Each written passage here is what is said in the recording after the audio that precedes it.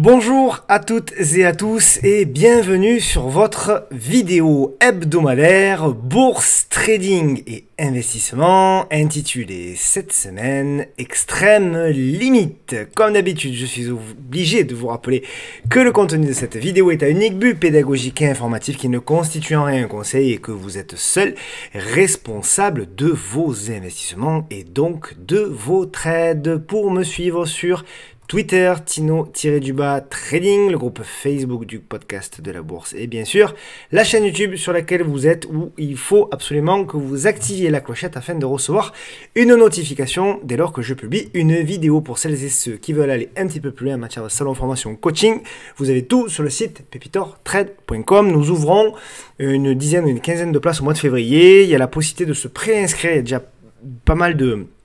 je crois qu'il y a une vingtaine de personnes qui sont déjà préinscrites.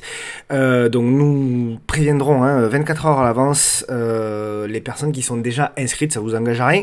Mais en tout cas, ça vous assure le fait d'être prévenu à l'avance dès lors qu'on ouvrira les places. Je pense que ce sera à peu près mi-février. Voilà. Et pour bien évidemment mon partenaire, Trade République que vous connaissez, vous pouvez bien évidemment ouvrir un compte. Moi je me sers de Trade République pour les cryptos. Ça me va parfaitement bien. Trade Republic, c'est 1 euro l'ordre, quel que soit l'ordre, c'est surtout un broker pour de l'investissement, plus pour moi que pour du trading. Vous pouvez ouvrir un compte avec le code qui est affiché sur l'écran, ça vous donne un cadeau de bienvenue. Des fois c'est 30 euros, là, en ce moment c'est 50 euros je crois. Il vous faut faire une ou deux transactions et vous avez 50 euros qui est automatiquement versé en actions américaines, généralement c'est Microsoft ou Apple, peu importe. Bien évidemment mon partenaire technique ProRealTime, que vous connaissez très très bien. Il y a une vidéo qui est en cours de préparation sur la version web, beaucoup l'ont demandé, c'est la nouvelle version de ProRealTime, la version bien sûr gratuite, sans pub. Donc je bosse sur ça, ça viendra bientôt, évidemment, il y a beaucoup de contenu, vous l'avez vu, qui arrive tout le courant de l'année, du contenu bien sûr 100% gratuit, comme l'été, et je vous en remercie. La vidéo sur l'assurance vie, je vous en remercie parce que les retours ont été exceptionnels sur cette vidéo réalisée avec Urutia, et notamment sur celle-ci c'était Olivier qui s'est prêté au jeu, 2 heures d'émission, voilà, ça a été génial.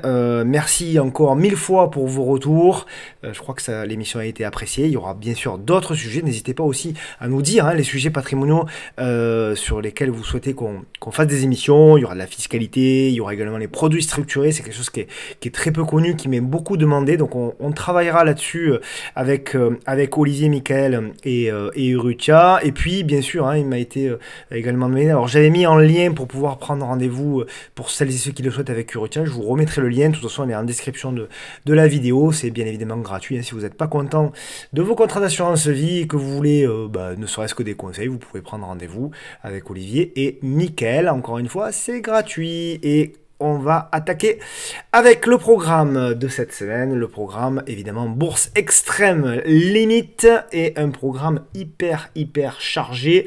Alors évidemment je me suis servi un peu du thème perso des vacances. Imeris, LVMH, Worldline, Basic Fit, Guillemot, Rémi Cointreau, Genoway, Kering, Reworld Media, Nexity, Mersenne, Dotnode, Téléperformance à nouveau, Neoen, Fermentalg, Swatec, Prosus, Adyen, Pernod Ricard, OVH, Porsche. Alors il y en a deux, normalement il y a le 911 qui a été introduit je crois en 2022, il me semble que c'est la holding, donc j'essaierai de passer les deux, et puis on partira aux États-Unis, on ira voir Tesla, Walt Disney Company, et on fera toujours un focus sur Coinbase qui vraiment commence à nous donner des premiers... alors pas de premiers signaux encore, mais en tout cas qui revient sur la zone de prix qu'on avait indiqué. Donc il va falloir quand même regarder un petit peu. Moi je pense que les cryptos devraient pas tarder à aller un petit peu mieux. Il est possible une correction supplémentaire, mais ça devrait aller un petit peu mieux. On reviendra là-dessus. Et bien évidemment le titre à suivre, comme d'habitude, un titre très intéressant, un titre que je connais bien puisque je le trade énormément. Donc voilà, vous regarderez. Je le trade beaucoup en intraday notamment, mais là la config... Config hebdo notamment commence à être un petit peu mieux, c'est une petite qui a beaucoup baissé. Enfin bref, vous verrez si ça vous plaît ou pas, comme d'habitude. Merci beaucoup pour tous vos encouragements, pour tous vos commentaires, tous vos likes, les vidéos évidemment cartonnent et ça me permet, comme d'habitude, à chaque fois que vous mettez un commentaire, vous me donnez ou un like ou un partage sur les réseaux, vous me donnez l'opportunité derrière de voilà d'avoir plus de contenu. Il va y avoir également, alors ça a fuité un petit peu sur les réseaux, mais il va y avoir également un partenaire fondamental, je vous l'avais dit, qui va voilà, qui sera plus présent également, donc ça va être top pour vous. Tout ce contenu, c'est gratuit et ça, voilà, c'est passionnant de pouvoir développer cette chaîne et c'est en partie, c'est vrai, grâce à moi, mais surtout en grande partie grâce à vous. Donc merci pour tout ça. Allez, on attaque sans plus attendre avec le CAC 40. Je vais en profiter pour hop, allumer ma webcam. Me voici, me voilà. J'espère encore une fois que vous allez bien. Donc le CAC 40. Donc évidemment, hein, on a une séance exceptionnelle. On va y revenir plus en détail, puisque il y a évidemment le secteur du luxe qui est représenté dans cette vidéo. Il y a du LVMH, du Kering notamment. C'est toujours la même chose. En bourse, c'est toujours au moment où on s'y attend pas, qu'il y a des contre-pieds, même si là, il y avait quand même des petits prémices, hein, notamment avec une congestion qui était incroyable là, depuis le 4 janvier. Espèce d'épaule tête épaule inversée, beaucoup de congestion. Bon, derrière, honnêtement, si vous n'avez pas payé LVMH hier soir, c'est extrêmement compliqué de rentrer aujourd'hui. On va y revenir un petit peu plus loin. Bon, c'est vrai que c'est un marché qui est étonnant, mais c'est un marché qui, pour moi, quand même si là, c'est quand même pas mal, c'est quand même assez fort. Mais c'est un marché quand même qui est, encore une fois, très technique. Hein, je veux dire, du moment où, voilà, la première bougie où on clôture au-dessus de la M10, c'est celle-ci. Et pour moi, le signal, le véritable signal, il est là. Il y avait le VV pour ceux qui l'avaient reconnu ici également. Un appui sur la M200. Techniquement, c'était quand même pas mal. Le ratio gain-risque n'était pas exceptionnel, mais il était quand même assez intéressant. Maintenant, jusqu'où on va aller, très sincèrement, j'en sais rien. Je suis déjà toujours stupéfait par les gens qui savent où on va. Moi, j'en sais rien. Fixer des objectifs, on peut en fixer. Hein. On peut dire 7007, 7008, 8000. Là, c'est un ticket de loto. Moi, ça m'intéresse jamais vraiment, véritablement. Ce qui m'intéresse, c'est de savoir un petit peu le mouvement de prix. Et le mouvement de prix, ben, il est revenu positif. Hein. Depuis qu'on est revenu au-dessus de la M10, c'est positif. Depuis qu'on est revenu, on est repassé. Donc, on a eu une seule semaine. Hein. Rendez-vous compte, une seule semaine où on a clôturé. Donc, on a eu un signal vendeur hein, sur le moyen terme, derrière c'est réintégré et donc on a eu effectivement voilà, derrière en mensuel c'est toujours haussier. Donc ce qu'on disait un petit peu la semaine dernière, c'était toute la question était de savoir si c'était finalement l'hebdomadaire qui allait contaminer le mensuel dans le sens négatif, ou si c'était le mensuel qui était une unité de temps plus forte, qui elle était toujours positive, qui allait recontaminer à l'inverse et refaire basculer donc en effet l'hebdo en positif. Il y avait un double top, regardez un petit peu aussi l'accélération, ça c'est pas anodin, on avait un double top, ce qui est très rare, un double top hebdomadaire, à partir du moment où on l'a cassé, regardez, ça marche dans toutes les unités de temps, le fameux double top, dès qu'on le casse derrière, c'est une grosse accélération, donc voilà, on a clairement ça, on revient donc sur les plus hauts historiques, je pense qu'on va se faire un malin plaisir à aller les chercher encore une fois.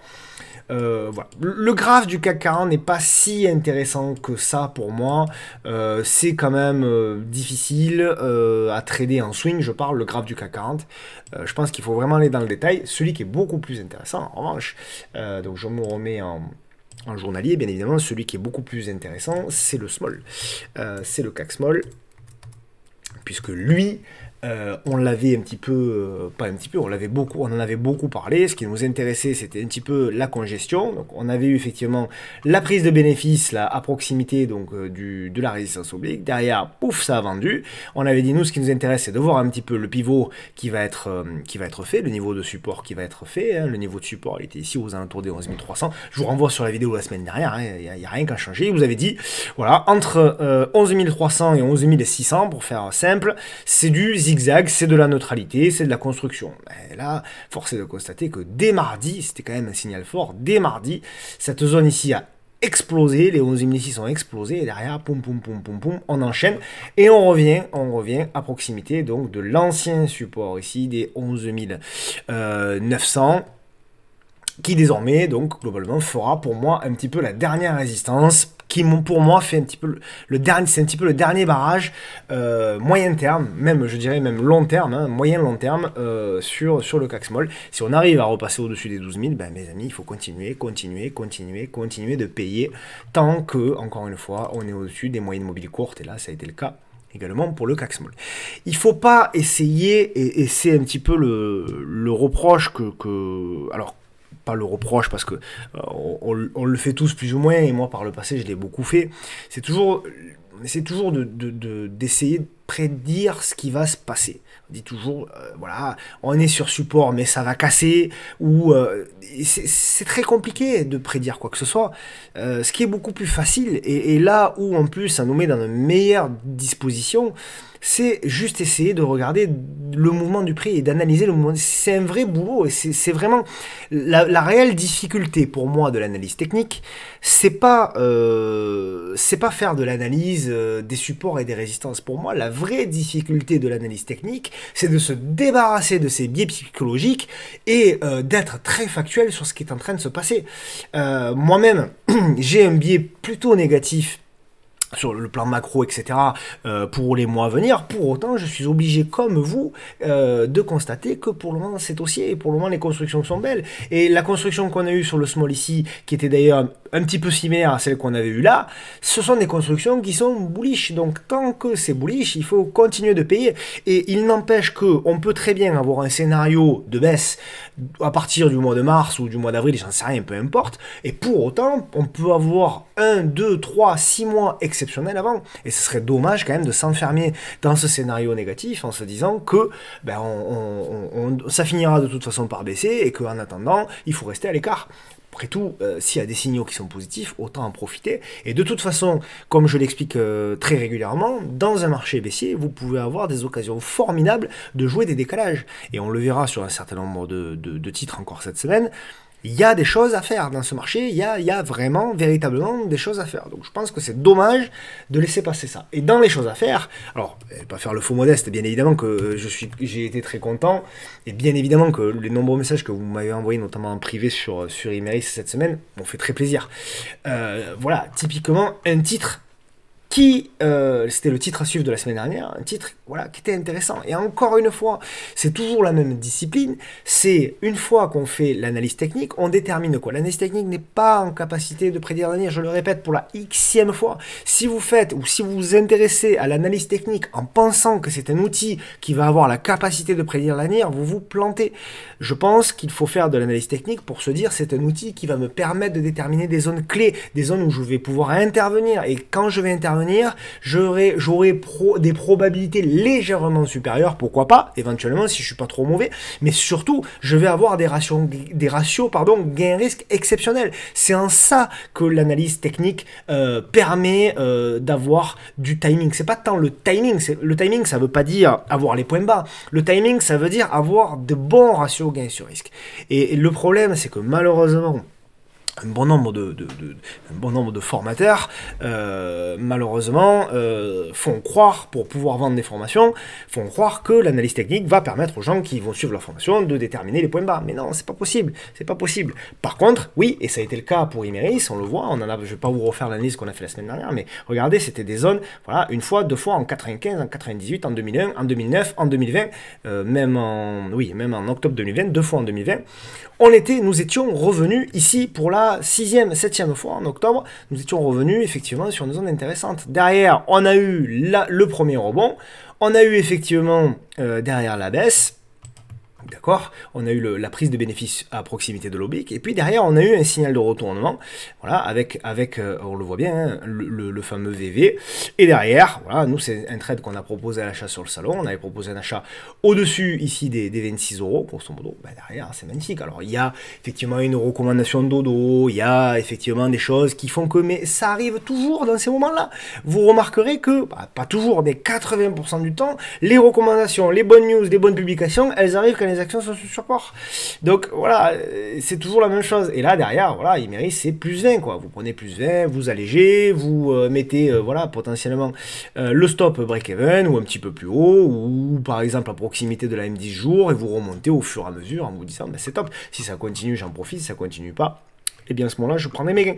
Voilà, donc après la première zone d'objectif sur Imeris, elle est ici, d'accord, à proximité ici des 32,40 €, on va dire, 32,50 €, et après on verra, il faudra, ce n'est que le premier jet, même si on a fait un rebond, là, en 3-4 jours de 20%, qui paraît colossal, qui peut paraître colossal pour comment dirais-je, pour un trader, il y a du chemin, si vraiment c'est le signal de retournement, il y a encore beaucoup de place, ça veut dire que si vraiment c'était le point bas, on va faire des figures intermédiaires, on va relancer, etc., etc. Donc vous aurez le temps, même si vous avez loupé là, vous aurez des points d'entrée à un moment donné pour aller chercher notamment la zone des 42, voire la zone ici des 47, voire éventuellement les plus hauts historiques sur les 86. Donc il y a le temps, vraiment toutes ces valeurs là.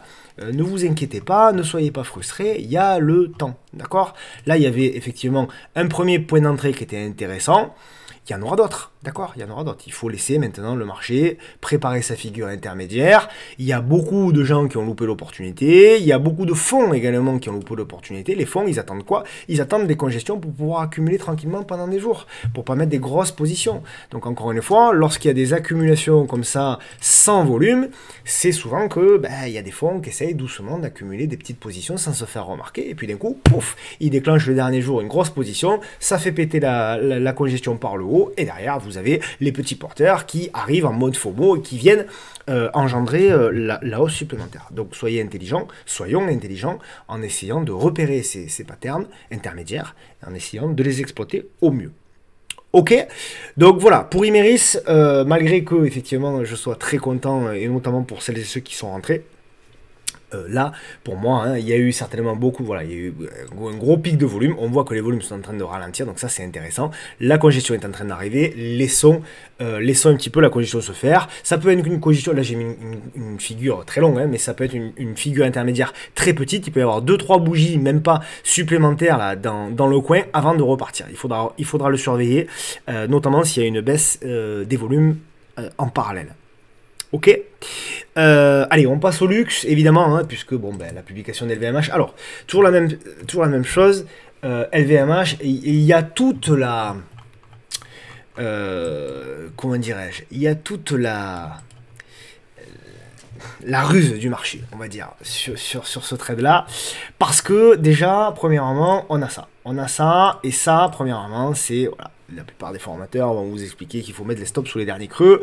Les gens qui ont mis donc les stops ici sous le dernier creux, hein, normal, hein, le dernier creux était là, on met le stop sous le dernier creux. Qu'est-ce qui se passe aujourd'hui? Ils se sont fait sortir sur la mèche de mercredi d'il y a 15 jours, et derrière, LVMH prend 20%.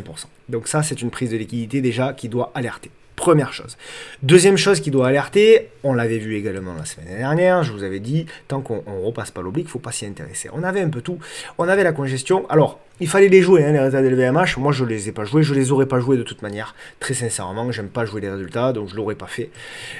Pour autant, on avait quand même des signaux d'accumulation, regardez un petit peu cette belle congestion, je n'ai pas regardé, mais à mon avis, voilà, regardez les volumes, d'accord, on le voit bien, hein. Regardez ici, comme d'habitude, c'est du classique, voilà. Ça, réduction de la volatilité, baisse des volumes, comme d'habitude, derrière, c'est de l'accumulation. Et derrière, on break. Et puis, bon, effectivement, il y a la news. Alors, je vais être, encore une fois, comme je le suis toujours avec vous, transparent avec vous. Moi, hier, quand j'ai vu les résultats, j'en ai parlé un petit peu hier soir autour de moi. Moi, je disais, LVMH, demain, ce sera petit gap à la hausse, et pas sûr que ce soit, et pas sûr qu'il y ait du relais. Je trouvais que les résultats étaient bons. Ils sont très bons, hein, c'est LVMH, hein, attention, hein, c'est une entreprise fantastique, hein, mais c'était pas, je trouvais pas que c'était extraordinaire. Le marché en a décidé autrement. Je pense que c'est également accéléré par des rachats de short. parce que n'oublions pas que les shorts qui se rachètent également sur le CAC, ça veut dire que ce sont des shorts également qui se rachètent sur LVMH, puisque la pondération d'LVMH sur le CAC est très importante. Donc tout ça fait qu'à un moment donné, il y a des prises de bénéfices. Celles et ceux qui ont shorté LVMH à la cassure ici, par exemple, ben voilà, ils voient que derrière, ici, ils ont encore quelques gains, par exemple, ils sont encore à, par exemple, à 5-6%, alors qu'ils étaient à plus 15, et ils se disent, bon, ben, au moins, je vais pas tout perdre, je me rachète, et derrière, ça fait que ça poursuit. Maintenant, en fait, on revient sur la zone d'objectif qu'on s'était fixé. Souvenez-vous, à l'époque où on avait cassé ici cette oblique ici, on avait dit l'objectif, c'était de revenir aux alentours des 770. On n'y était pas arrivé, on s'était arrêté à 755. Vous avez dit, tiens, c'est bizarre, ça prouve un peu la faiblesse de LVMH. Et bien finalement, clac, là où on y vient. Est-ce que c'est le moment de rentrer sur LVMH maintenant? Non.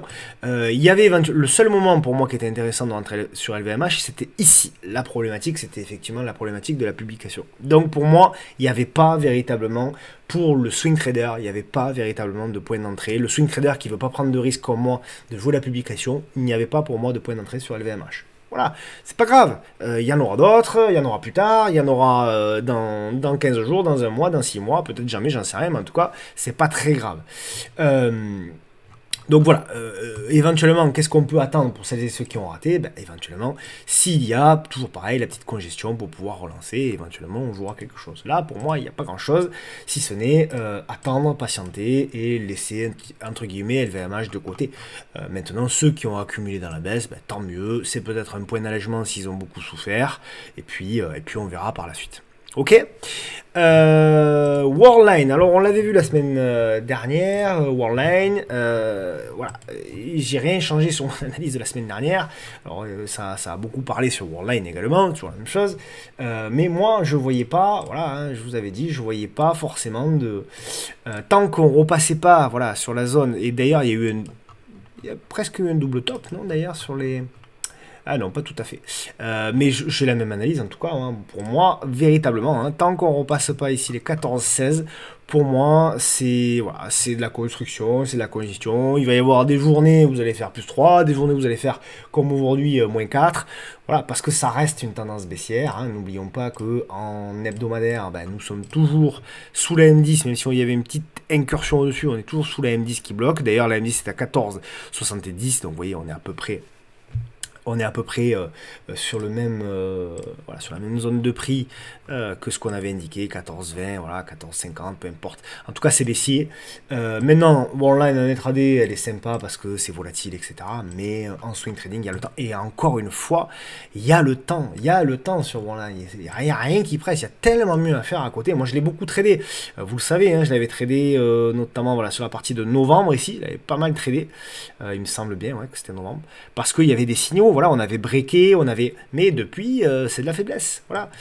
Et encore une fois, si on casse les 14-16, si on avait un objectif pas très ambitieux avec une telle baisse, si on avait un objectif de revenir simplement combler le gap baissier, eh bien, il y aurait encore 53% à faire. Donc, vous voyez, il y a de la place. Donc, je réitère mon analyse pour le moment de la semaine dernière, en ce sens que pour moi, Worldline, pour le moment, je parle d'un trader, hein, je ne parle pas d'un investisseur, pourquoi pas, après tout, mais trader, pour moi, pour le moment, on reste un petit peu sur le côté. Mais ça peut changer la semaine prochaine. Hein. La semaine prochaine, vendredi prochain, si on break les 14-16, je vous dirais, bon, ben, il faut se réintéresser à Worldline, il faut essayer de trouver un point d'entrée, etc., etc. Ça. Mais moi, j'ai pas la capacité de dire ce que va faire Worldline prochainement. Ok, donc voilà un petit peu pour ce titre-là. Basic Fit. Alors Basic Fit, alors j'aurais presque pu le mettre Basic Fit dans le titre à suivre. Je ne sais pas quand est-ce qu'il publie. J'ai pas les dates de publication là. Je reviens d'une semaine un petit peu off, donc je peux pas véritablement vous dire. Fondamentalement, hop. C'était pas celui-là. Voilà. Fondamentalement, donc évidemment, je vous passe. Vous savez tous ce qu'est Basic Fit. C'est pas mal, voilà, c'est pas mal en termes de valorisation, ça revient sur des niveaux intéressants, donc bon, voilà, grosso modo, on verra, c'est pas non plus exceptionnelissime, hein, la baisse, elle est pas totalement injustifiée, mais ce qui m'intéresse beaucoup, c'est la construction, toujours la même chose. Alors, j'ai un peu peur que la construction attende éventuellement la date de publication, je ne sais pas quand est-ce qu'elle est, je le vérifierai, vérifiez-le vous aussi également, mais en tout cas, ce qui est intéressant, c'est que qu'on a une zone effectivement de support. Et à proximité de cette zone de support, on est en train, en effet, de congestionner. Hein. Donc voilà, il y a une baisse relativement importante des volumes. Mais pour le moment, il n'y a pas véritablement de signal pour moi. Donc s'il n'y a pas de publication, hein, encore une fois, je mets un point d'alerte au-dessus des 28 euros. On pourra jouer le retournement. Moi, je trouve que c'est intéressant. Moi, je trouve que c'est un titre intéressant. Déjà, c'est un titre qui est haussier sur le long terme, d'accord, hein, depuis quand même 2016. Donc c'est un titre qui a l'habitude de zigzaguer, qui est volatile, qui est liquide. Voilà, hein, hier, c'était 2,6 millions en moyenne. C'est quand même voilà, 2 millions, un peu plus de 3 millions d'euros quand même. 3 millions d'euros, on a quand même de quoi faire. Donc voilà, donc c'est un titre à suivre éventuellement pour les prochaines semaines, notamment si on arrive à dépasser les 28 euros. Ok. Qu'est-ce que j'ai après Guillemot. Donc Guillemot, évidemment, c'est un titre baissier qui est en souffrance. Les résultats sont moyens de ce que j'ai vu rapidement. Hein, je l'ai vu rapidement. Par contre, oui, on est toujours sur une zone de support. Voilà. Toujours sur une zone de support, on va se la mettre en hebdo tranquillement. Voilà, non, même on va la mettre en mensuel. Voilà, on le voit bien ici en mensuel. On va se mettre notre petite zone ici de support en vert, vous voyez. Hop, voilà. Donc c'était une zone qui avait fait donc résistance ici, support, et on revient faire éventuellement un double appui, mais encore une fois, tant qu'on n'a pas le signal, il faut attendre. Ce qui est intéressant malgré tout, c'est qu'on a quand même des points des niveaux techniques qui sont assez clairs, il me semble. Il me semble qu'ils sont assez clairs. Vous voyez, notamment ici, hein, voilà, on a fait le rebond. Alors le problème c'est qu'elle n'est pas hyper liquide, hein. Guillemot, c'est quand même problématique. Mais voilà, on peut éventuellement se dire que au-dessus, voilà, des 6,20 notamment, on pourra parler de retournement en jouant un éventuel double appui, ici double creux, sur les 5,50 jusqu'à 5,70, d'accord. Tant qu'on est au-dessous des 6,20, je trouve que c'est prématuré et que voilà, il va falloir patienter. Donc attention, c'est pour les petits portefeuilles, mais éventuellement au-dessus des 6,20, il y aura quelque chose à faire. Stop d'invalidation, si on casse les 6,20, stop d'invalidation évidemment aux alentours des 5,30 en clôture journalière. Et qu'est-ce qu'on pourra viser? On pourra viser pour moi très certainement la zone des 9,30 jusqu'à ensuite 10,90 on va dire, et après on verra. Rémi Cointreau. Alors, j'avoue que j'étais bien content quand même, Rémi Cointreau, parce qu'on en a parlé la semaine dernière, évidemment, hein, et c'est aussi le but de ces vidéos-là, c'est que je m'adresse à un public un petit peu différent. Il y a des traders, il y a des swing traders, il y a des investisseurs, et j'essaie dans la mesure du possible de contenter un petit peu tout le monde, en ce sens que j'essaie de donner des stratégies pour les swing traders, mais également des zones d'opportunité où on va accumuler pour les investisseurs.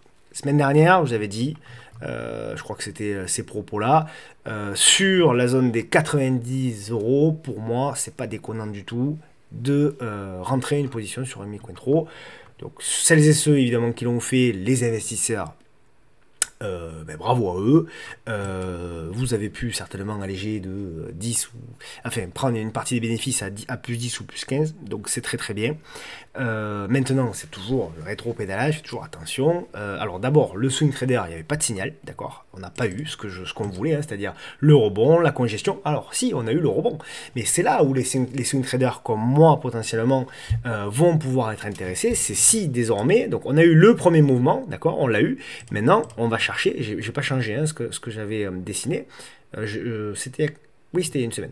Maintenant ce qu'on va attendre, c'est la congestion intermédiaire. Si on a ça, ou là, ou les deux, peu importe, à ce moment-là on rentrera. Pour le moment, je suis désolé de vous le dire, Rémi Cointreau, même pour les investisseurs, pour le moment c'est du rebond technique, aussi violent soit-il. On ne fait pour le moment que revenir tester une zone qui était une zone de support ici, qui a été cassée et qui fait désormais résistance. Le véritable premier signal de retournement pour moi de Rémi Cointreau, c'est vrai pour Rémi Cointreau, c'est si véritablement on arrivera à briser cet oblique ici en rouge et on arrivera à construire au-dessus. Là, on commencera à dire, pour les moyens long terme, il y a quelque chose qui est en train de se passer. Pour le moment, ce n'est rien. Pour le moment, c'est juste quelqu'un, un investisseur qui a voulu acheter le support pour avoir un peu le fameux timing. Eh ben, pour moi, la personne qui a, l'investisseur qui a acheté, admettons, à 90 Rémi Cointreau, aujourd'hui, il prend ses plus 15%, c'était même un petit peu plus tout à l'heure. Il doit alléger. Même un investisseur, je suis désolé, il doit alléger un petit peu. Il doit alléger un petit peu, il doit prendre une partie de ses bénéfices. Et puis, si ça continue, parfait, il est toujours dedans et il va chercher les 130, etc. Si ça baisse, eh bien, la partie des bénéfices qu'il aura pris lui permettra de renforcer aux alentours des 80. Et la fameuse seconde zone que je vous avais indiquée, je crois que c'était 80 de mémoire. Ouais, c'est ça, un truc comme ça, hein, 80, 75, 80, qu'importe, c'est du détail. Mais voilà, c'est comme ça aussi, même un investisseur long terme, c'est pour ça que l'analyse technique... mais d'ailleurs, je m'en félicite parce que je vois que la plupart des gens qui font de l'analyse fondamentale et qui ne juraient que par l'analyse fondamentale se mettre à tracer des canaux, bon voilà, c'est bien. Moi, je suis très content. Hein, et encore une fois, je suis persuadé que ce sont les deux qui font la force. Encore une fois, je donne toujours l'image. C'est comme si vous me disiez, je fais du bricolage, je me sers du marteau, donc je peux pas me servir du tournevis, quoi. C'est complètement débile. Si vous faites du bricolage, vous vous servez et du marteau et du tournevis. Ben, si vous faites de la bourse, vous vous servez et de l'analyse fondamentale et de l'analyse technique. Et encore une fois, il n'y a pas besoin d'avoir des compétences énormissimes en analyse technique pour pouvoir juste essayer d'observer des niveaux techniques intéressants pour pouvoir intervenir lorsqu'on a également le fondamental qui est avec soi.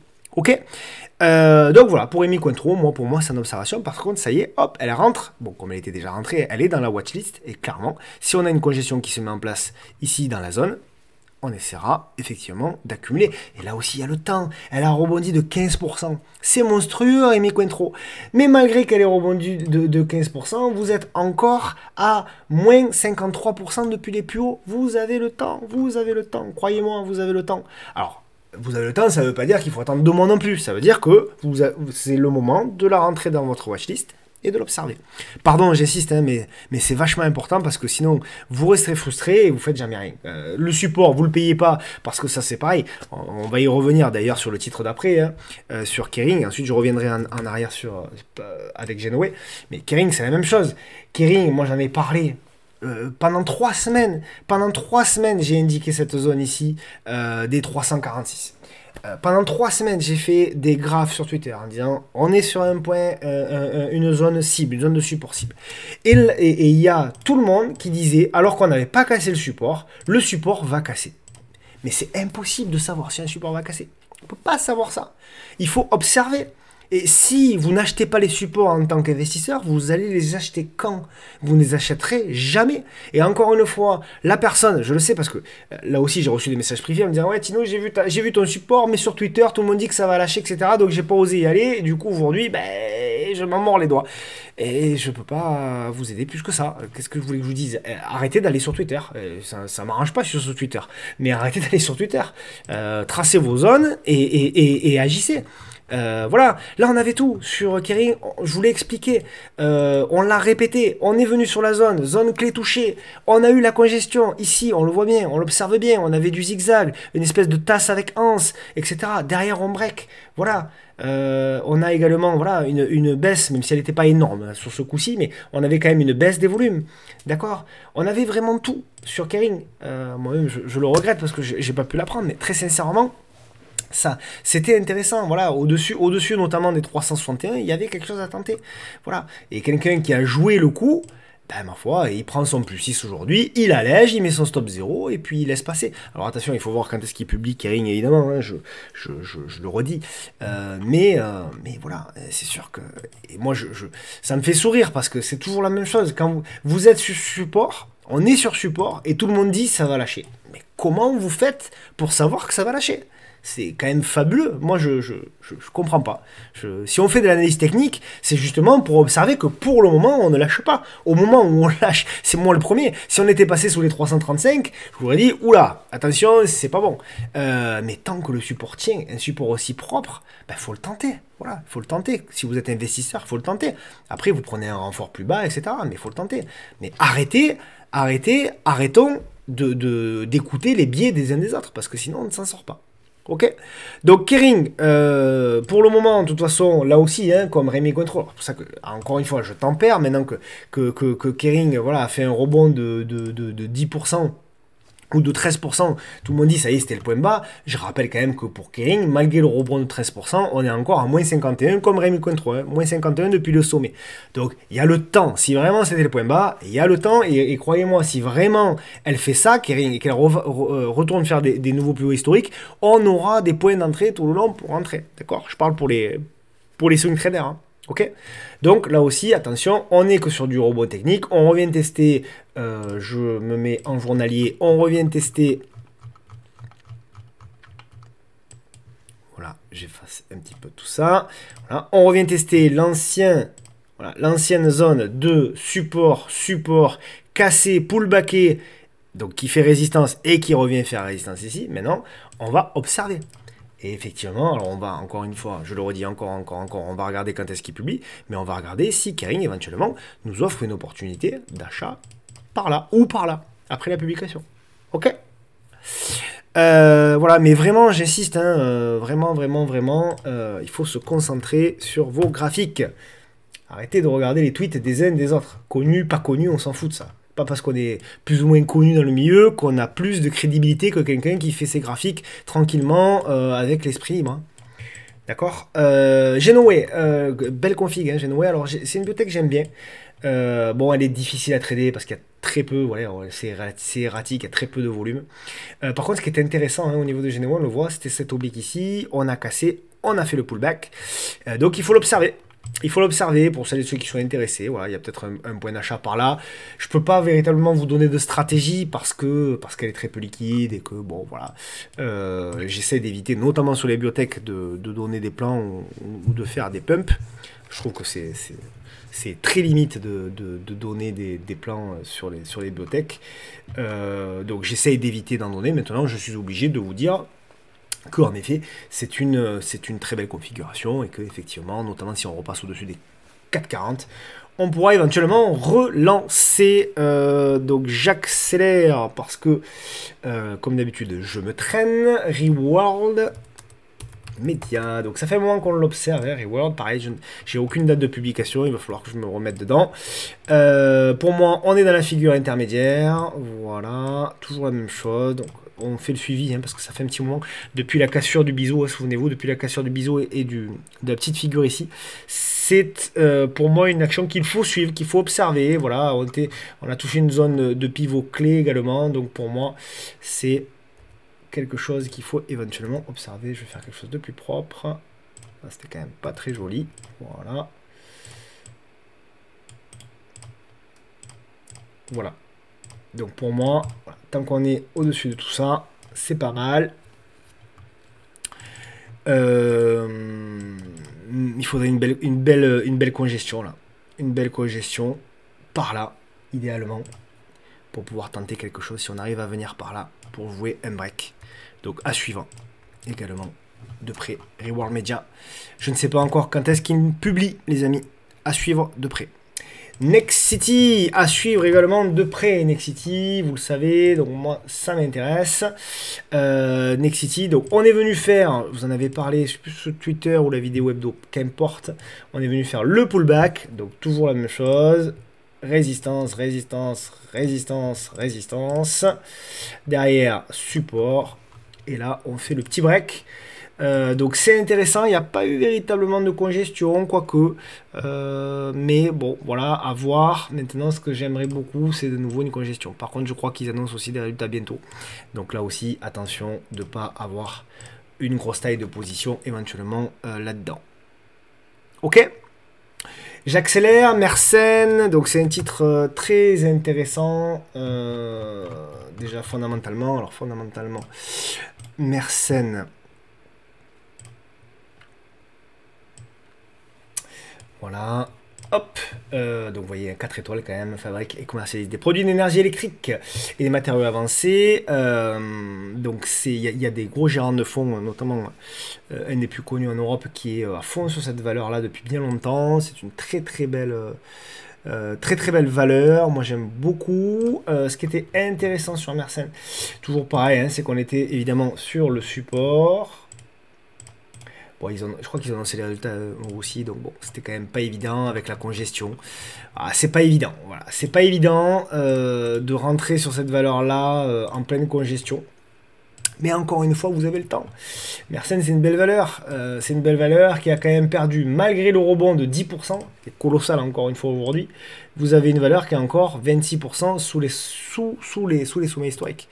Enfin, sous les sommets historiques, oui, c'est historique. Hein. Oui, sous les sommets historiques. Donc ça veut dire que pour revenir sur les sommets historiques à partir de ce niveau-là, il faudrait faire une performance de 36%. Vous avez le temps. Maintenant, au-delà de ça, comme d'habitude, il nous faut la congestion. On a le signal technique, on a le rebond, on veut la construction. Toujours la même chose, je répète mes gammes, hein, j'invente pas grand-chose sur ces vidéos-là. Mais aussi, voilà, ça m'oblige moi à répéter aussi mes gammes, et ça vous oblige vous aussi à entendre toujours la même chose. Et après, quand vous vous retrouverez devant les écrans, devant votre Pro Real Time, eh bien, vous vous direz, ah, ouais, effectivement, j'attends ça. Ok. Bon, voilà, Mersenne, hein, c'est positif. On est repassé au-dessus de la M10. En hebdo, on bloque sur la M10 pour le moment, donc on a le temps. Mais en tout cas, c'est intéressant. Vous voyez un petit peu la M200... La M200 hebdo, hein, très intéressante. Voilà, ouais, elle fait pas mal support à résistance. Bon, voilà, c'est intéressant. À suivre de très près le titre Mersenne également.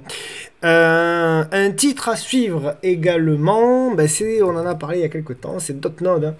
Hein. À suivre, alors c'est un tout petit titre, mais j'aime bien ce qu'il fait. Alors c'est une tendance baissière, je sais, vous allez m'engueuler, dire ah tu as une tendance baissière, je sais, mais je trouve qu'il faut observer ce qu'est en train de faire le titre. C'est un titre que je connais pas beaucoup, je dois bien l'avouer, c'est pas forcément un titre que je traite beaucoup parce que très peu de volume, mais je dois bien dire que ça fait un petit moment qu'on m'en parle, et donc du coup je l'ai mis un peu en watchlist, et je dois dire que ça construit bien. Voilà, il y avait cette résistance oblique ici, ça a été cassé, pullbacké, on a la congestion qui est en train de se mettre en place, il n'y a plus du tout de volume. Il me semble que les dirigeants ont investi un petit peu d'argent. Voilà, je dis juste ça comme ça. Il y a des publications qui vont arriver, donc forcément il va y avoir de l'influence sur les cours. Voilà. Si vous y allez, allez-y intelligemment, parce que là également, vous avez 65 000 euros échangés par jour, donc on ne peut pas faire n'importe quoi, on ne peut pas se le permettre. Mais voilà, si vous avez envie de jouer le coup, une petite ligne en fond de portefeuille pour voir, ça peut avoir du sens. Je ne suis pas actionnaire, je vous arrête de suite, comme ça au moins les choses sont réglées. Mais voilà, pour celles et ceux qui veulent le tenter, pourquoi pas, notamment, ou alors avec une stratégie au-dessus du double top, d'ailleurs, c'est un double top. Non, pas tout à fait. Mais quand même au-dessus des 4,70. Et on visera quoi? On visera, je pense, la zone ici des 6 euros, le comblement du gap, et éventuellement ensuite la MM200, etc. Ok. TEP. Donc on revient sur TEP. Alors TEP, elle a fait une énorme progression. Alors moi je suis sorti, hein, j'avais une ligne, j'ai remonté tout simplement le stop, je suis sorti aux alentours à peu près du prix, hein, aux alentours à peu près du prix là, des 147, 148. Voilà, parce que voilà, le chandelier était pas beau hier, puis enfin c'est pas que le chandelier est pas beau, c'est que je suis sorti sur stop. Donc voilà, j'étais rentré de mémoire à la cassure ici, je crois des 132. Mais je l'observe toujours. Pour moi, c'est un titre qui est en train de se retourner, Téléperformance, et comme EuroAPI, les mêmes titres que je vous dis, hein, EuroAPI, Téléperformance, bon, Adyen, malheureusement, elle a déjà fait son rebond il y a bien longtemps. Tous ces titres, même Pernod Ricard, même si elle est un peu moins volatile, mais il y a quoi également? Bon, Worldline, même si pour le moment elle n'est pas encore. Mais tous ces titres-là, ce sont des titres qui ont énormément baissé. Ça ne veut pas dire qu'ils vont remonter, mais ce sont des titres qui ont énormément baissé, parce que ce sont des titres qui pour moi étaient quand même bien valorisés, qui sont toujours d'ailleurs même après la baisse bien valorisés, mais c'est des titres qui restent dans la mémoire des gens parce qu'ils ont été en fond de portefeuille pendant longtemps, à condition que ce ne soit pas des titres comme Orpea, etc., qui soient en mauvaise santé. C'est pas le cas pour Téléperformance, c'est pas une entreprise qui est en mauvaise santé, c'est une entreprise où il y a eu des difficultés, ou éventuellement qui était un peu trop valorisée, bon, peu importe, l'intelligence artificielle, tous ces thèmes un peu... personne n'a d'ailleurs de réponse, qu'importe. En tout cas, dans la tête des gens, Téléperformance, ça a été pendant des années et des années et des années un titre exceptionnel. D'accord? Et donc, quand vous avez une baisse, c'est exceptionnel quand même ce trend.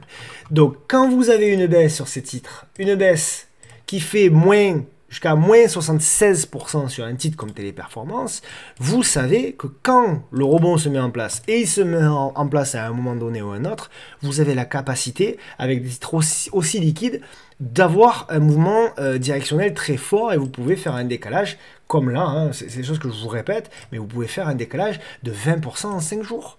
Donc pourquoi s'embêter finalement à être investi tout le temps et à prendre des risques d'un krach boursier, d'une mauvaise nouvelle, d'une guerre, de tout un tas de choses, alors que vous pouvez simplement, en essayant d'avoir un bon money management et de s'intéresser aux titres qui déclenchent des premiers signaux techniques intéressants, de pouvoir faire des décalages en quelques séances. Voilà.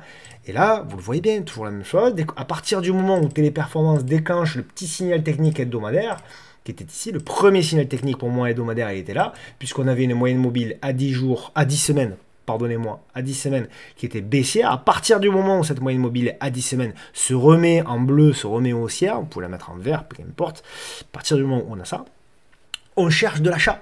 Tant que c'est le cas, on cherche de l'achat et on cherche des portes d'entrée. Porte d'entrée, moi j'en avais trouvé une, elle n'était pas facile, mais j'en avais trouvé une ici à proximité de ce support oblique là, mais il y en aura d'autres, il y en avait une ici éventuellement, mais qui s'est avérée perdante, il y en aura d'autres. Et là, clairement, quand je vois ce genre de config, je me dis qu'il peut éventuellement avoir une configuration ici, voilà, avec de la congestion, etc. Si vous arrivez à choper, vous pouvez choper d'autres mouvements, d'accord ? Ok, donc là aussi, on est venu bien évidemment en zone, il reste un tout petit, même pas, un tout petit morceau de gap, mais c'était pour moi l'objectif final, de court terme je parle. Maintenant, ce qui va nous intéresser, c'est une fois que les traders comme moi, qui ont joué le premier mouvement, ont vendu, ont pris leurs bénéfices, maintenant, est-ce que le titre va avoir la capacité de bien congestionner dans cette zone-là, sous la résistance oblique en rouge, qui est ici, qui passe par tous les points ici, d'accord ? Et est-ce qu'on va avoir la capacité de bien congestionner, sans volume idéalement, ça voudra dire que certainement on n'est pas tout seul à le voir et que certainement, encore une fois, il y a des fonds qui commencent à accumuler. Et si on casse tout ça par le haut, on y va. Et là, si on casse tout ça par le haut, là on commencera éventuellement à parler de retournement, etc. C'est là où notamment, lorsqu'on sera vers les 200 €, il y aura tous les gens sur Twitter qui ont démoli Téléperformance à 100 €, qui diront qu'à 110 c'était l'opportunité de rentrer. Bon, on aura le parcours classique finalement d'un investisseur, d'un investisseur sur les marchés financiers. Ok, donc voilà les amis pour Téléperformance. NEON, on m'a demandé également NEON. Alors, NEON, c'est baissier évidemment, hein, c'est baissier. Voilà, il n'y a pas grand chose à dire, c'est baissier. Ouais, c'est baissier. Éventuellement, il y a le pullback sur l'oblique ici, qui est pas mal. Voilà, point d'appui ici, point d'appui ici, point d'appui ici. Cassure, on revient dans la zone. Ça se regarde pour un trader. Il y a encore le temps hein, pour un investisseur. Alors, un investisseur, pour moi, Neoen, c'est peut-être pas une zone, un titre sur lequel il faut investir, du moins pour le moment, au vu des fondamentaux, mais en tout cas, voilà, le trader, hein, pourquoi pas. Hein. Le trader, on peut considérer qu'on est en train de faire la congestion là-dedans. Donc, éventuellement, pour jouer la cassure, éventuellement, et la reprise, on visera un objectif. Éventuellement, je dirais, voilà, la zone, grosso modo, des 30 €. Voilà, un objectif. C'est pas mal, c'est pas mal, c'est pas mal. C'est du trading, hein, là, vraiment, on n'est pas en investissement.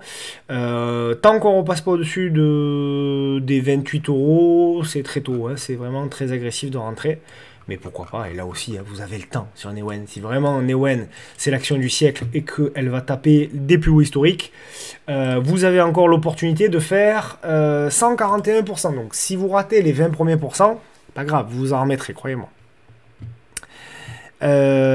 Fermental, alors j'en ai pas beaucoup parlé parce que c'est vrai que je l'avais un peu réservé pour le salon. Assez content de la perf de Fermental. Nous on est rentré, on avait proposé un trade à l'achat. Dans la congestion, toujours le même système, hein. Pour moi il y avait effectivement aussi une tendance très baissière, hein. C'est spéculatif tout ça, donc on ne taille pas la position de la même manière, bien évidemment, comme d'habitude, mais ce qui était intéressant sur Fermental, c'est qu'effectivement il y avait une belle congestion, et il n'y avait plus de volume ici, donc nous on est rentré à la cassure. Effectivement, alors je dis nous, mais moi je suis pas rentré, je l'ai laissé aux abonnés parce que c'est un petit titre et qu'effectivement il n'y avait pas la place pour tout le monde. Mais effectivement, donc clacassure ici, on est revenu en arrière avec la volatilité, puis derrière une très très belle performance, donc c'était jusqu'à 72%. Donc pas mal. Alors évidemment, il faut le pondérer, hein, parce que là-dessus, on peut pas mettre 10% du portefeuille, c'est hors de question. Mais voilà, malgré tout, quelqu'un qui met, allez, on va dire même 1 ou 2% du portefeuille, ce qui est très raisonnable, eh bien, il fait pratiquement, alors pas x2, mais presque. Donc c'est quand même très intéressant. Et puis ça permet, voilà, d'avoir quelques lignes en portefeuille avec un peu de volatilité. C'est pas interdit par la Convention de Genève. Donc autant aussi se faire plaisir à des titres volatiles. Maintenant, qu'est-ce que je pense de Fermental? Bah, je pense que les objectifs sont pas encore ralliés. Je pense qu'on peut pousser encore un petit peu. Je pense qu'on peut aller chercher les 50 centimes et les 60 centimes. Voilà, après on verra si véritablement c'est un retournement ou pas. Je pense pas que ce soit véritablement un retournement de long terme. Mais en tout cas, on peut gratter un petit peu plus. Après, rien ne coûte de garder une petite ligne en fond de portefeuille au cas où, hein, avec un stop au prix d'achat. Swatec, je vous la remontre, on l'avait abordé la semaine dernière, mais elle est revenue. Vous allez voir pourquoi je vous la remontre. Voilà. Alors, le secteur des semi-conducteurs, c'est un secteur très particulier qui s'est un peu... comment dirais-je, il y a des actions sur le secteur, notamment aux US, évidemment Nvidia, évidemment AMD, notamment, etc., qui sont... voilà. Et même les ASML, etc. Et puis il y a des valeurs semi-conducteurs, alors c'est pas tout à fait, je sais, les mêmes branches, etc. Mais il y a des valeurs comme Swatec, comme ST Micro, qui ont un petit peu plus de mal. Mais je pense qu'il faut l'observer, notamment Swatec. Alors Swatec, il y en a certains qui m'en parlaient là, ils disaient j'attends. Donc ensuite on est venu sur le support oblique de long terme, et je vous avais dit, voilà, à partir d'ici, on risque de revenir, et ce qui m'intéresse, c'est la congestion. Et c'est un petit peu ce qui est en train de se passer.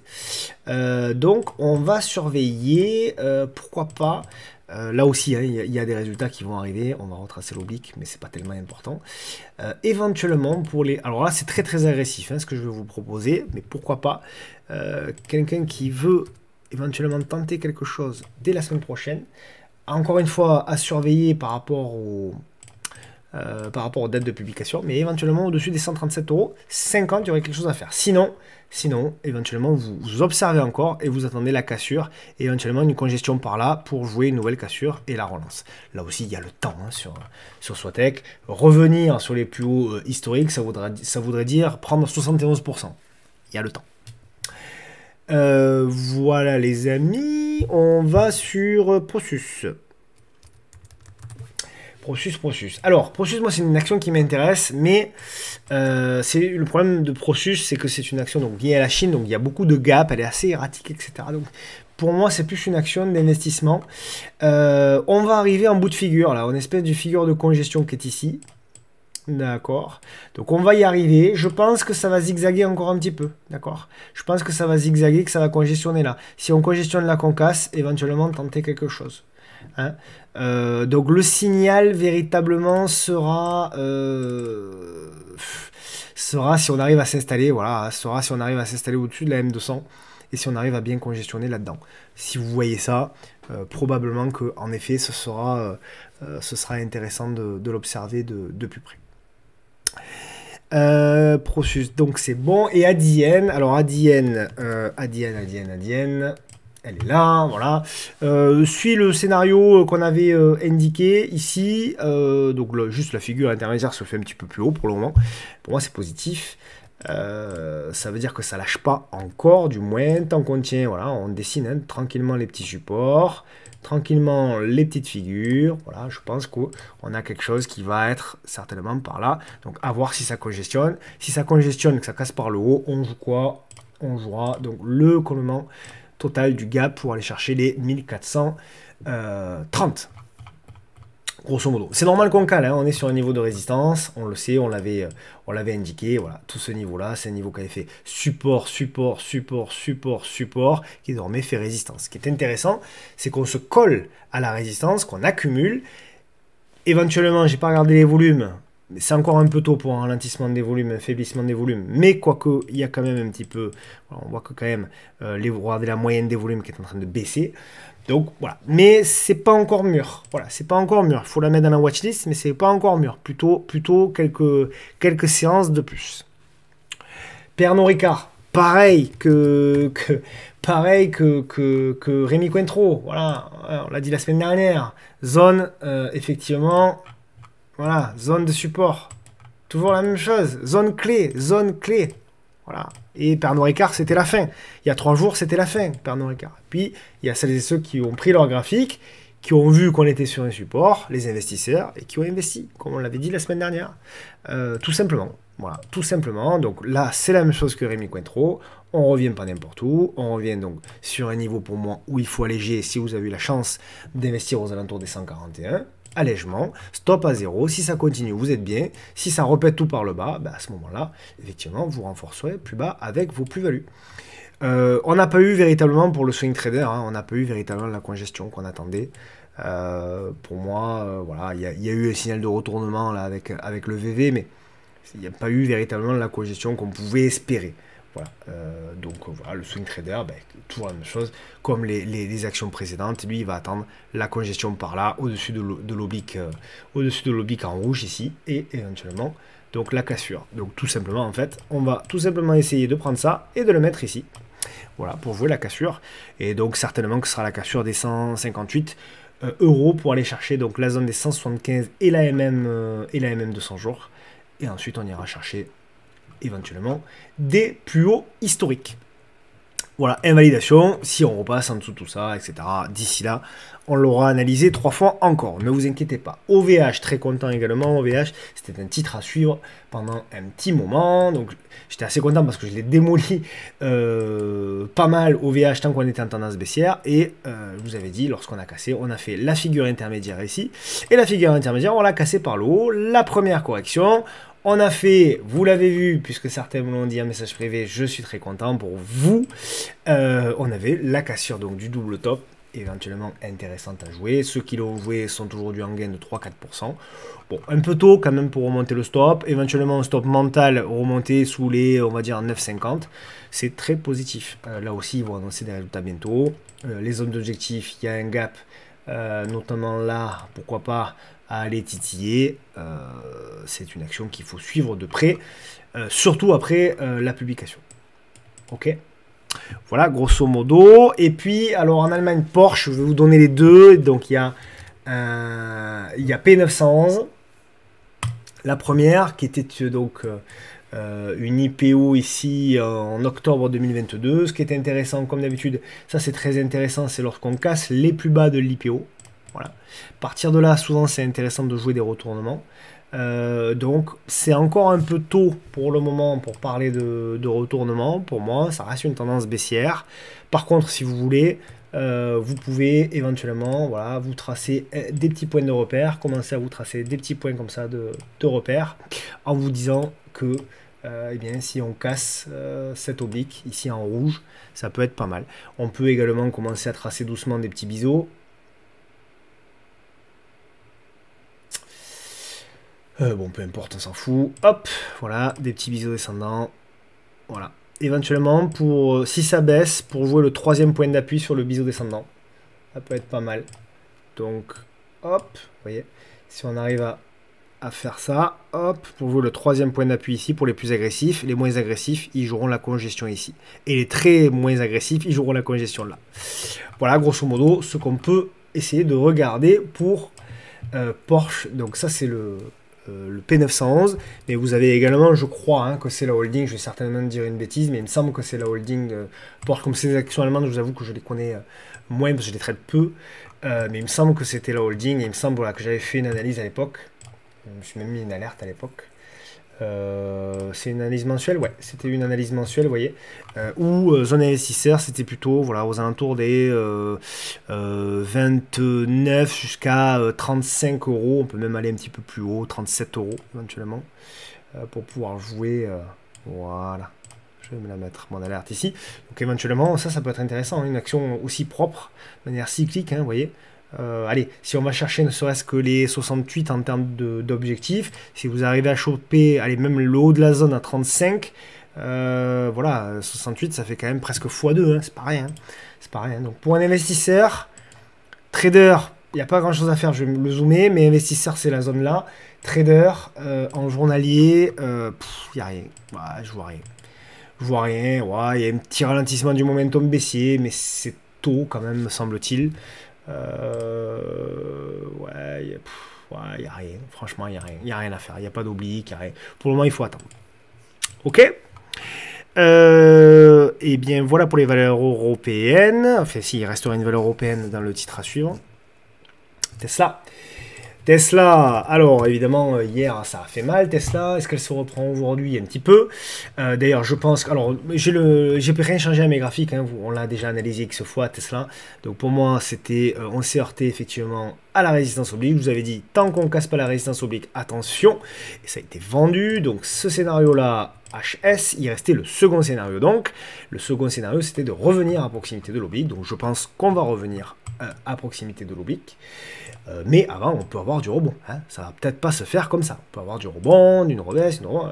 Donc, je redonne effectivement, pour moi, je vais mettre ma petite alerte. Alors, petite astuce pour vous, si vous utilisez Pro Real Time, comment on fait pour mettre une alerte oblique comme ça? Ben, moi, ce que je fais tout simplement, je trace une oblique un petit peu plus haut que mon support oblique. Vous voyez, ici. Voilà. Je duplique. Et je mets une alerte dessus. Voilà, tout simplement, vous voyez, hop, et voilà, j'ai mon alerte qui est posée ici sous l'oblique qui est au-dessus de l'oblique vraiment support. Donc quand ça sonne, je sais que ça y est, je la rentre dans mon watchlist et que je la surveille, etc. Ok. Voilà, une petite astuce qui peut-être vous servira. Donc là, de toute façon, hein, tant qu'on ne passe pas au-dessus des 200 $, il n'y a rien de plus à espérer que espérer revenir dans la zone. Donc, alors la zone, hein, c'est un support oblique, hein, donc c'est un support oblique qui monte. Grosso modo sous le bas là j'aimerais beaucoup où on appuie sur le bas, donc je dirais de toute façon grosso modo sous les 165-160 $ pour le titre Tesla. Voilà, pour le moment il n'y a rien à faire, si ce n'est en intraday jouer du rebond technique après une telle baisse évidemment, hein. Mais sinon pour moi il n'y a pas grand chose effectivement à jouer sur ce titre. 1 heure déjà, j'accélère, pardonnez-moi. Walt Disney.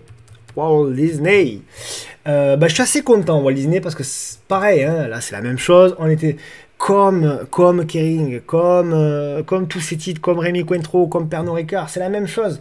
Lorsque on parlait donc souvenez-vous, de Disney sur le support, ça ressemble d'ailleurs un peu le graphe à Kering, c'est assez marrant. On parlait du support ici, le support des 80 $. Et lorsque j'ai indiqué sur Twitter, on est sur support intéressant pour les investisseurs, tout le monde disait ouais mais c'est fini, Walt Disney c'est terminé, le WOG, blablabli, blablabla, etc., etc. Et puis finalement, la personne, l'investisseur qui n'a pas cherché à comprendre, qui a tracé ses zones. Alors il ne faut pas en tracer qu'une, de zones, parce qu'il y en avait d'autres. Il y en avait notamment une autre qu'il fallait tracer pour moi, etc. Mais la zone notamment des 40 $. Mais l'investisseur qui se dit moi je mets demi-position sur les 80, demi-position sur les 40, ben aujourd'hui, il a une demi-position qui a plus, admettons, plus 17. Il peut soit alléger, soit mettre stop 0 en se disant, si ça continue, ben, j'ai une position long terme en fond de portefeuille qui ira faire certainement des nouveaux plus hauts historiques.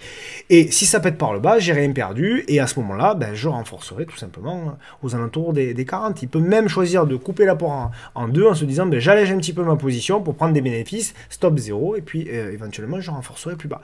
Voilà. Donc pour moi, c'est très positif en tout cas ce qu'est en train de faire Walt Disney. Il y aura évidemment des publications, il y aura éventuellement des bonnes ou des mauvaises nouvelles. Par contre, ce qui est intéressant, c'est la config. La config, on a tout.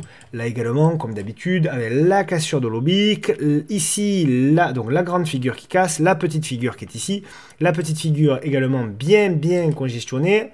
Hop, on l'avait tracé comme ça parce que à cette époque-là, au moment où on l'avait tracé, on n'avait pas tous les points. Voilà, la petite figure entre guillemets qui est ici, on casse par le haut et on fait de nouveau une congestion. Donc à suivre de très près. Également, si on arrive à continuer à bien congestionner là-dedans pour casser par le haut et éventuellement relancer, etc., etc. Encore une fois, je le redis encore, j'insiste, il faut regarder les dates de publication. Et puis sur les US, on va terminer par Coinbase, avant de faire le titre à suivre. Donc Coinbase, On l'a suivi depuis un petit moment. On l'a suivi déjà aux alentours des 160 dollars, pardon, où je vous disais, nous, ce qu'on attend, c'est un repli comme le repli du Bitcoin, comme le repli des cryptos. Tout ça, voilà, est bien évidemment étroitement lié. Donc aux alentours des 110, je vous avais dit, ça s'inscrit dans un biseau descendant. Le biseau descendant, il va falloir le casser par le haut, etc., etc. Je vous renvoie aux analyses de notamment la semaine dernière. Donc toujours la même chose, observation plus que plus. On a la baisse, le retour à proximité des 110, 115 dollars. On a la congestion qui est en train de se mettre en place, notamment si on fait un nouveau plus bas, qu'on casse les 116 à la baisse. Attention au signal de retournement, d'accord? Là aussi, et observez aussi les graphiques éventuellement du Bitcoin, etc. Parce que tout ça va être éventuellement corrélé. Là aussi, il y aura certainement une date de publication. Et puis, donc, le titre à suivre, eh bien, le titre à suivre, je vais peut-être vous surprendre, je n'en parle pas beaucoup, moi c'est un titre que je traîne énormément, c'est Just Eat. Just Eat, qui est une tendance baissière, évidemment, tendance très baissière, qui a cassé, là aussi, les plus bas historiques, et donc, là, moi je trouve que c'est un titre qui, voilà, qui était en forte tendance baissière, et qui, bah, ma foi, depuis quelque temps, non seulement est en train de casser la tendance baissière, mais est en train éventuellement de construire une nouvelle tendance, pourquoi pas haussière. Ce qui était assez intéressant, c'est qu'on avait effectivement une belle réduction de la volatilité, on avait éventuellement un beau biseau descendant qui était ici, voilà, comme d'habitude, figure de retournement notamment de long terme, on casse le biseau descendant, et là on fait la construction intermédiaire, d'accord ? Donc à suivre de près, Just Eat, là aussi il y aura des dates de publication, etc. Je ne vais pas vous donner de plan. Voilà, je ne sais pas encore comment on construit la figure, est-ce que c'est quelque chose comme ça, etc. Mais là aussi, il y aura peut-être quelque chose à voir si on fait la cassure et la congestion et la cassure par le haut. Voilà, mes chers amis, j'ai été ravi de vous retrouver, donc un petit peu moins présent la semaine dernière parce que j'étais en congé, donc j'ai été ravi de vous retrouver. Merci encore pour vos commentaires pour la vidéo de l'assurance vie qui a rencontré un vif succès. N'hésitez pas là aussi, encore une fois, je vous l'ai dit en début de vidéo, pour celles et ceux qui sont intéressés, bon, à prendre rendez-vous avec Euritia, encore une fois c'est gratuit, mais surtout à nous donner en commentaire les points que vous souhaitez qu'on aborde sur les prochains webinaires patrimoniaux. Voilà, fiscalité, produits structurants, encore une fois, il y a des thèmes, il y en a. Donc n'hésitez pas à nous dire ce que vous voulez qu'on aborde. Il y aura également très certainement, je vous l'avais promis depuis un petit moment, mais vous avez vu que l'actualité est chargée, un live certainement pour les actions. Donc je vous dirai quand est-ce que ça se fera. Bref, j'ai du boulot. Bon week-end à toutes et à tous et je vous retrouve la semaine prochaine. Bye bye.